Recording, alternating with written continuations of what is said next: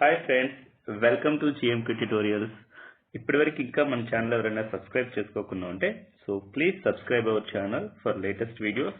And I really thankful to each and every one who supported me a lot, each and every situation. Okay, so thank you guys. So let's move on to the topic. So we are going to discussing in the image processing sequences in the frequency domain point of view. So Fourier transform of a functions of a one continuous variable. So this is related to the frequency domain of this. So in this case we have to take some observations, that is nothing but, so this is a Fourier transform equation formula, standard formula for one variable. That one variable means the frequency domain of a 1D transformation, where f of t is nothing but Fourier transform representation. F of t is nothing but input signal, it is nothing but input function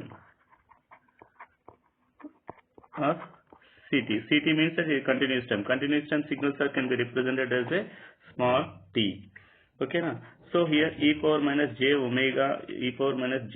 So generally some of the textbooks f of omega is also one more representation. It is also representation for Fourier transform, where omega is nothing but frequency domain variable. So for our textbooks we are using the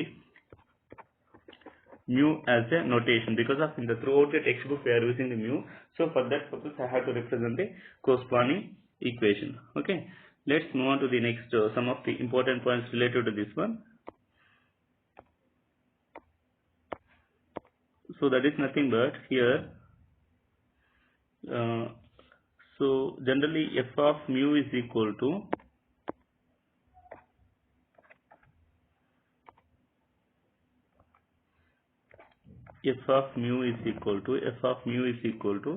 integral, the mu is nothing but frequency domain variable. F of mu is equal to f of t e power minus j 2 pi mu t into the dt.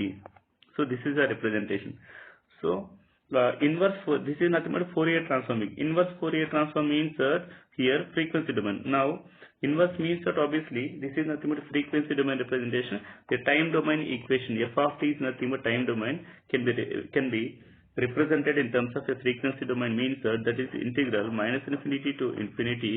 In case of the f of t we have to replace the f of mu, here e power minus j. So if instead of e power minus we are getting the positive sign, therefore e power minus j 2 pi mu t into d mu.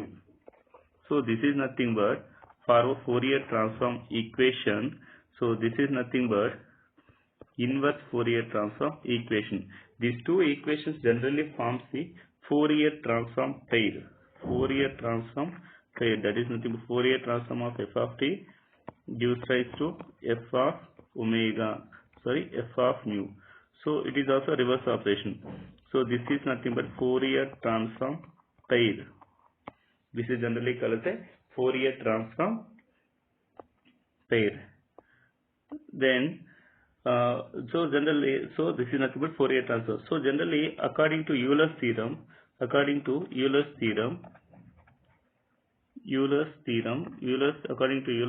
we know that e power j theta is equal to cos theta plus j sin theta. So from this equation, Fourier transform equation is also can be represented as f of mu is equal to integral minus infinity to infinity f of t into e power minus j 2 pi mu t can be represented as in terms of sine and cosine format, that is equal to cos theta is equal to, here theta is nothing but e power j theta. This complete value is equal to theta, therefore cos 2 pi mu t. So here minus n, so that's why it is called minus j sin 2 pi mu t. So this is also another way of representation of the Fourier transform equation. So it is also another way of representation of the Fourier transform equation. Fourier transform according to Euler's theorem. So this is nothing but Fourier transform of a one variable. So Fourier transform of one variable means that here consisting of only one independent variable. It is nothing only one independent variable. One independent variable. It is also called as a 1D transform, one-dimensional Fourier transform. So this is a brief introduction about the Fourier transform. Okay, one variable. So thank you for watching GM tutorial. Thank you.